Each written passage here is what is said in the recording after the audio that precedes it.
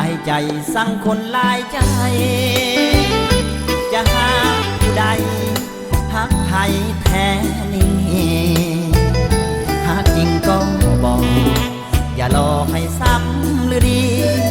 หากแม่นบอกคิดปลานี้จงตัดไม่ตีอย่ามีเงื่อใหญ่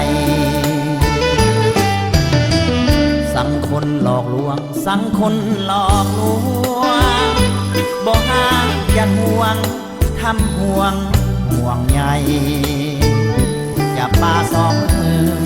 แล้วจะถือได้อย่างใดบอกหาจงลีพาไป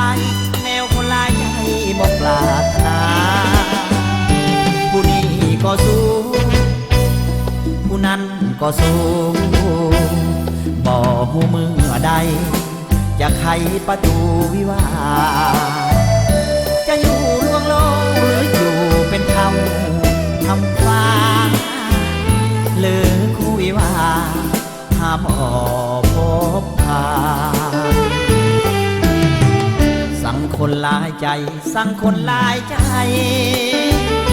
บ่หาบ่ใครแล้วอย่าลวงกันแม้นโตหักแท้จงแก้สู้สายสัมพันธ์ให้คลายบ่วงออกจากกันตาสัวสิวันอย่าพบกันเลย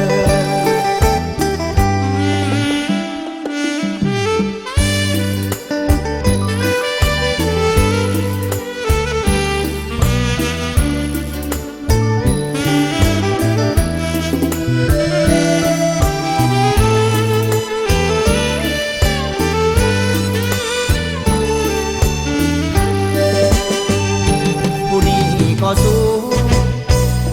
ผู้นั้นก็สู้บอกหูมือใดจะไขประตูวิวา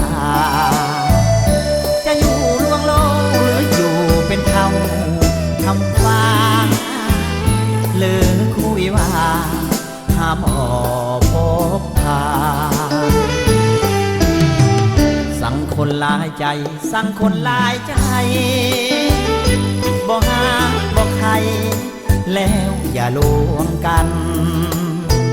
แม้นโตหักแท้จงแก้สู้สายสัมพันธ์